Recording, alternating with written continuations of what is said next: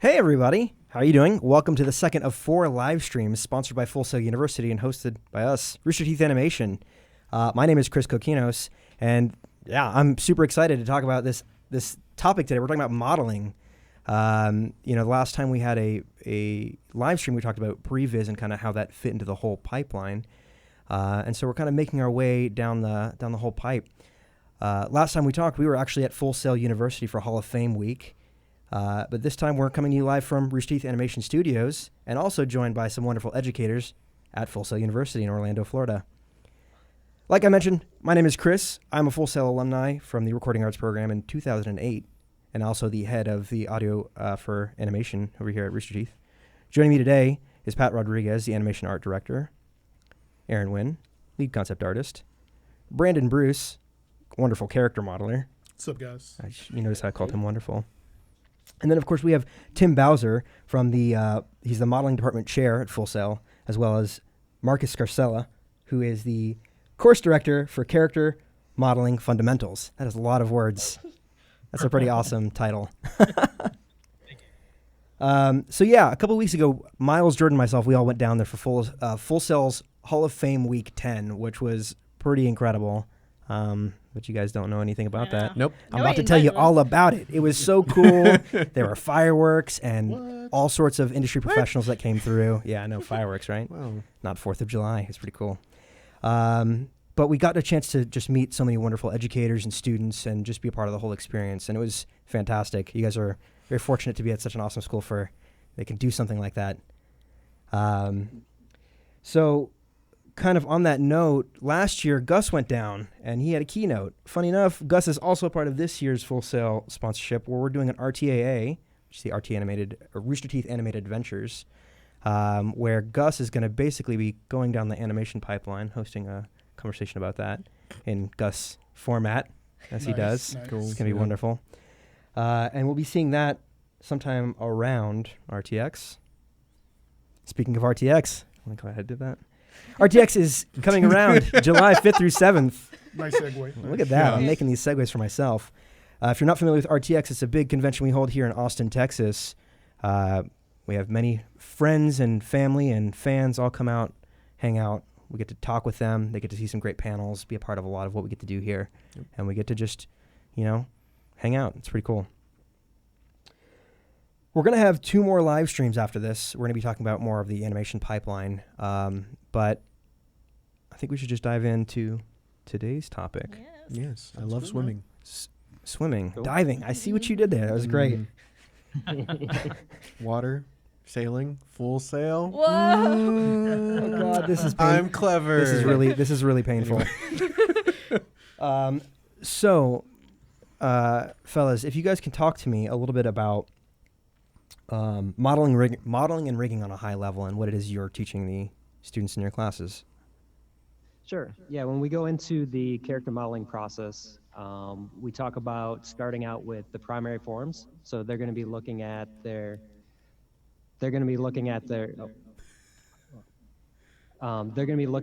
reference, and going through the reference, they're going to have to look at what the biggest shapes are first, what the proportions are for that.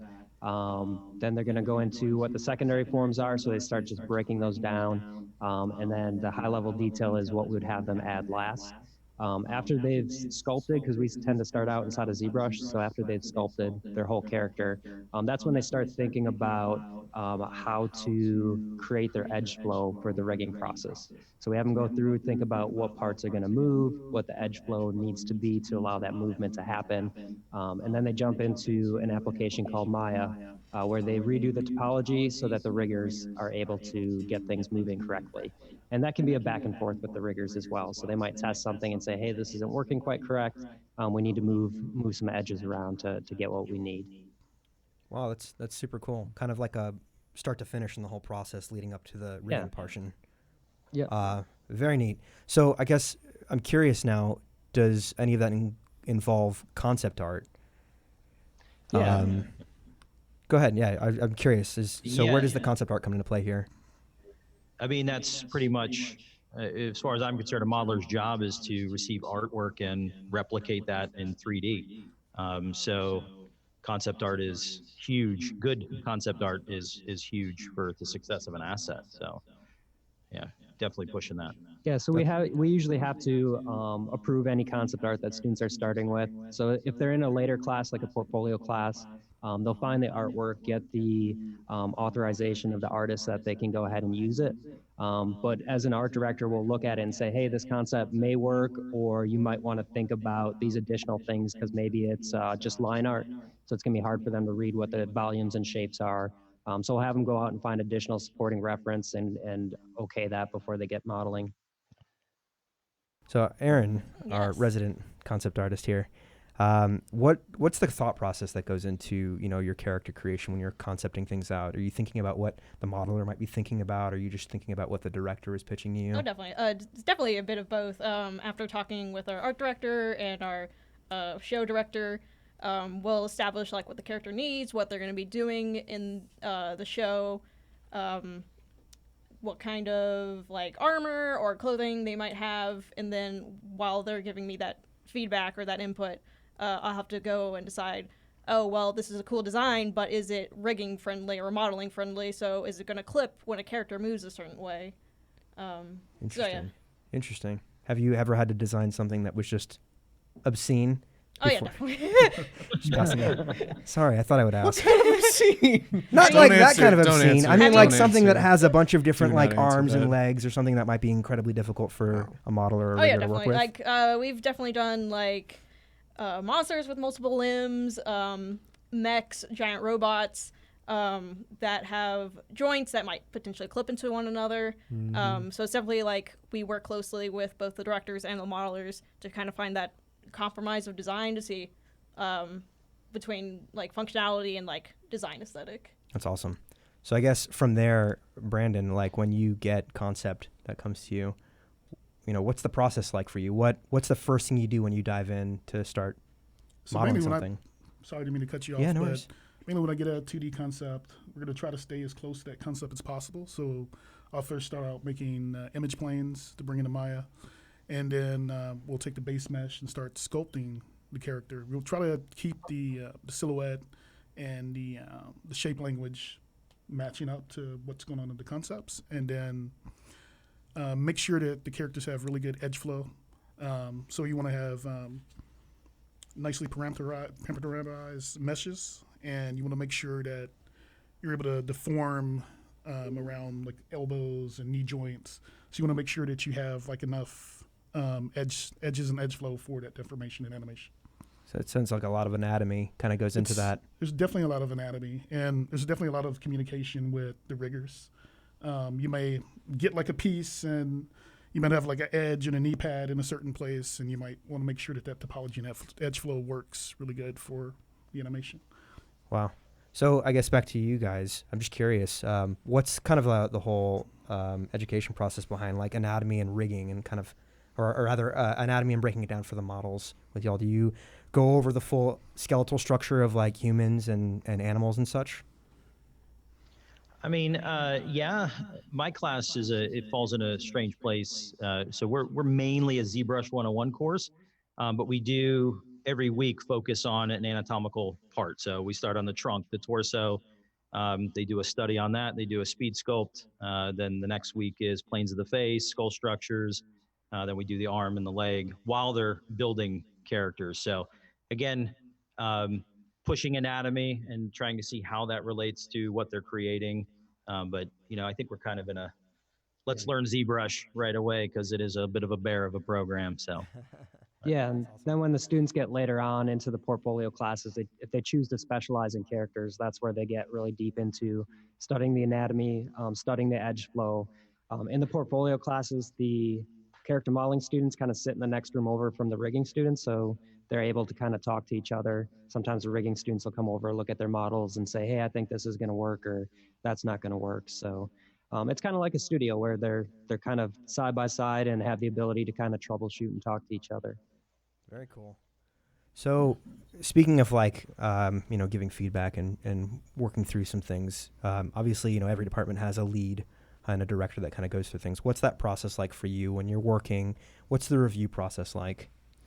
So we start out by like once the model is UV textured and complete, we'll take it into into our render, which is Pencil, which is similar. It's a 2D renderer. It makes our 3D images look like flat 2D images.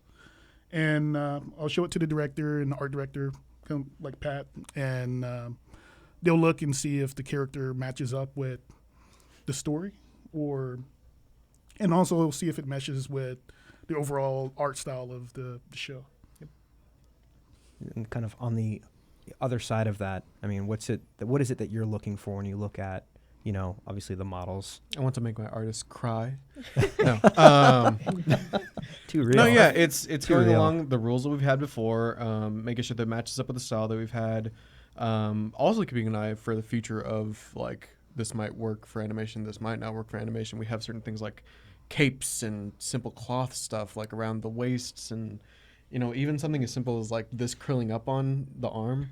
We can't do that sometimes because rigging we can't, in the timeline that we have, we can't scrunch this and put too much to it. So we'll have to move it to one place or another. Wow. It'll get down to that kind of fine detail. Throughout the whole body, yeah. That's crazy. Yeah, no, it's going back and forth from them to rigging and back even into concept to be like, okay, well, now we need to update this in the concept too. So modeling can fix this, that way rigging can fix this. So it's a lot of back and forth. But yeah, no, it's majorly keeping everything in style. Wow. Yeah. Wow, it sounds like a pretty rigorous process. It's neat. Yeah. Very collaborative. Yes. Yeah, I'd have to imagine so. Does it ever go to modeling and rigging and then sometimes all the way back to concept? Is that ever yeah. a thing? Oh yeah. Yeah. Really? Not like every asset that Yeah, we've done. that would be like, bad. That'd be really bad. No, but there's some things where it gets to the end of it, or even to animation, they'll be like, this doesn't work because this piece is weird. So either me, Carrie, or somebody else will have the idea of just like, well, let's move that place completely different. So we'll go all the way back to concept to show modeling. Wow. Okay, now do this. Wow. And like a lot of times, like you might model something that might not have the functionality that they need for a scene. Wow. Yeah, like we might have just done Like a a- pouch on the side of a character, but we'll find out later on, that pouch actually opens up and transforms into a gun or something. So That sounds like a we whole need to other think can about of that. worms. Yeah. Oh yeah. Wow. Wow, that's actually mind-blowing. I'm like trying to process this right now, but I think everything in Ruby is a gun. It's so neat. Yeah, it is neat. So Pat, you're the art director. You get to oversee a lot of what is submitted for reels and resumes and such for like the royal we or like the French we. French we. Got it. Yes. So what is it that your like top 3 things that you look for? So it's actually changed a little bit. Back in the day, I used to worry about diversity within a portfolio.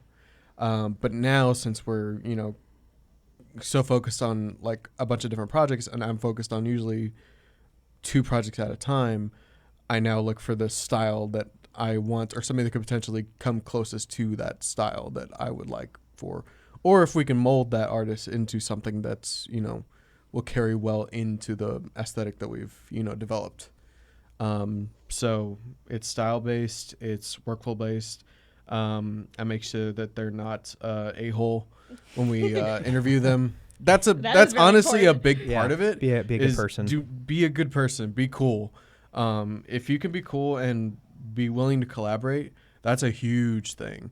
Because this is a team effort. Like working in a studio is a team effort. There's no solo acts in this.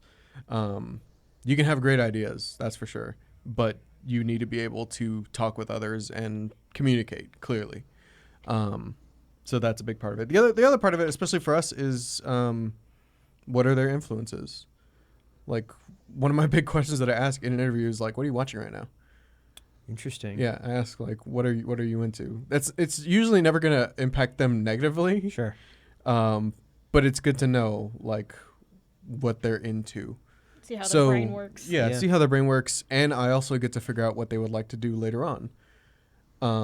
Because we may have hired somebody for, making character models, but they really like designing weapons. And I'll get that information through what they enjoyed I see. watching. I see. And so I'll be like, well, do you want to try this later on? Got it. Yeah. So it's not differences in styles from something like, say, Ruby to Genlock, but differences in styles within maybe one singular universe. Yeah, no, I kind of mean, thing, or within definitely different like items every and objects. every modeler and stuff has their specific strength. Cool. Like you Wow. have characters, but do you have something in particular that you love modeling? I really love modeling faces. Yeah. See, you have that as faces. And I really like doing character design, but I hate doing vehicles. Like that's not my strength. That's not what I love to do. Yeah. It may not be that right that way right as you get into the studio because you're there to fill a need. Sure. But over time, if something opens up, we'll think about, do you really like doing this and you want to do this? So we'll try and push it to that way. Cool. That's at least for us. That's great. Yeah. It's a great summary. One of the biggest questions I know most of us get when we talk about what we do and where we work is how to get a job. And I think those are some great tips. And I think that's pretty applicable, honestly, in a lot of different areas, concept, audio. So I think that was some great advice. Don't be an a-hole. Yeah. Be nice, work hard? Yes. Right? Be nice and work hard. That's kind of the mantra of, is that Bernie? I think that's his thing that he says here. Yes. Of course. So I'll say yes. say yes. Let's just agree. Sure. Papa Bernie. Bernie's right. Yay. So we're going to go ahead and shift over to a little bit of Q&A. I know there's probably some questions over there that you guys might have. Yeah. Did you guys have some questions? Yep.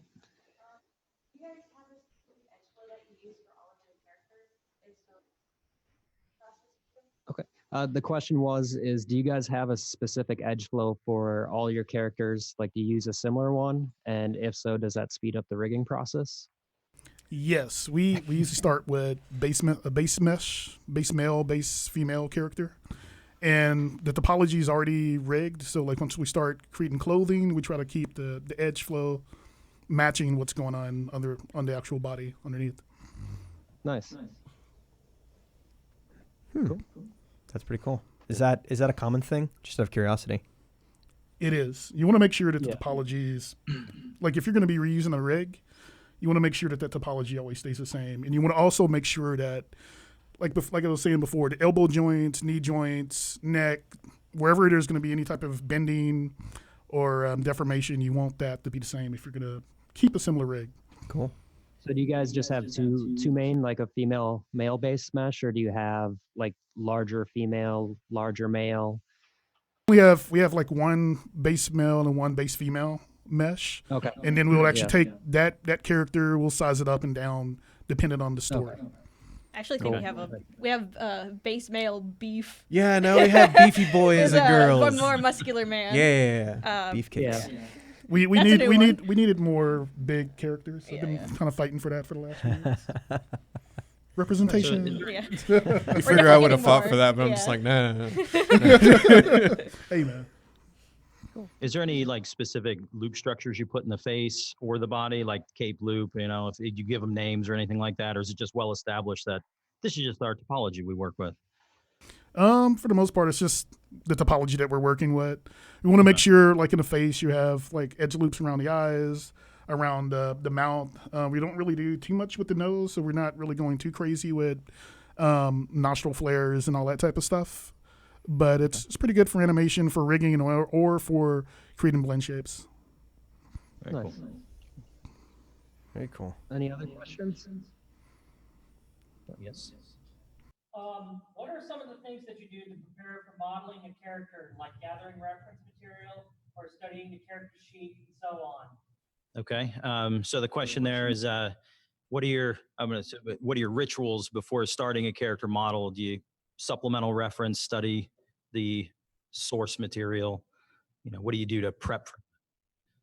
I usually I'll take the orthos and create image planes in Maya just to make sure that we match up the front orthogonal view. And Pinterest has been my friend. So like if I do need a reference, I'm always going on Pinterest, Google, you name it. As an artist, you need to always use reference.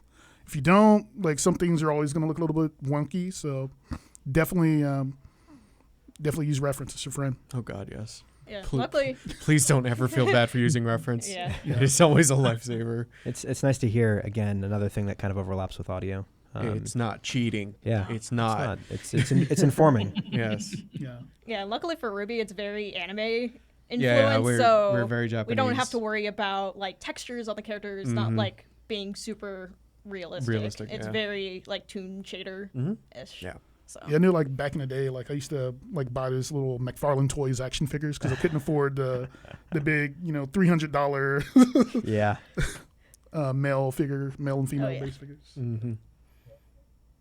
Very Actually, cool. to spin off that question, I know concept takes a while to create. How much turnaround sheets do you guys get? Do you get like front, side, 3/4? Do you get the same amount for each character, or does a hero character get more reference for it?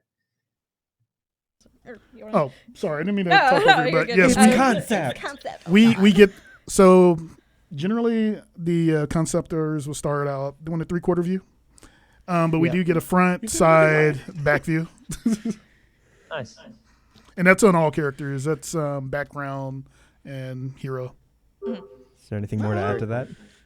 No, background characters you only get front and Front and back, yeah. Yeah, If yeah, they're yeah. not important. If but, they're not important, yeah, we typically just do front and back because that's Yeah. the simplest thing. like, we're But not for gonna see them. heroes, we give like the whole ba-ba-bum, like front, back, side, 3/4. Mhm. The bubba boom, Yeah. Ba-ba-bum. Ba-ba-bum. Yeah. bubba boom. Okay. Yeah.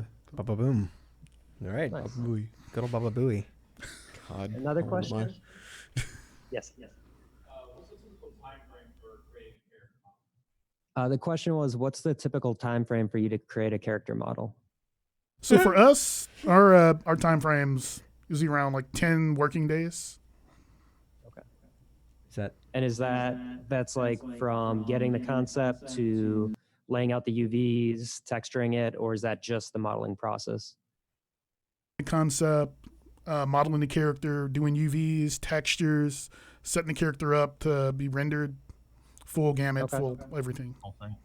wow? Do your modelers texture as well, or do you just take it through the UV process and send it off to another person to texture? Do all of the modeling and texturing. Okay, Wow. good to know. We're very aggressive. Very aggressive. We all wear multiple hats. Yes. Okay, I think we have time for one more question. One more? Okay. Is there another? Yep. How would you compare modeling a character for your personal self to modeling for like production? Okay, good. And that's a good one. How would you compare modeling, say, for a personal project or for production? You do anything different, or do you always model production based? So for a personal piece, I feel like I hold like a lot of my art like close to my chest, and you could actually noodle and work on something for a few months.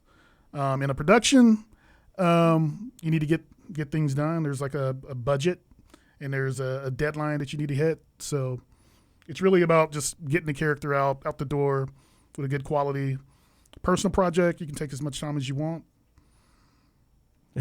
But you should always finish Nice. it. Yeah. You should Your definitely goal finish. is Yeah. to You always You should finish definitely finish something. it, and you should probably Whether set, you like it or not, you finish it. you got to set a Yes. deadline for Yeah. yourself, right? That's a good point. Yeah. I do. Oh, jeez. Yes. Yes, you do, Brandon. Finish your work.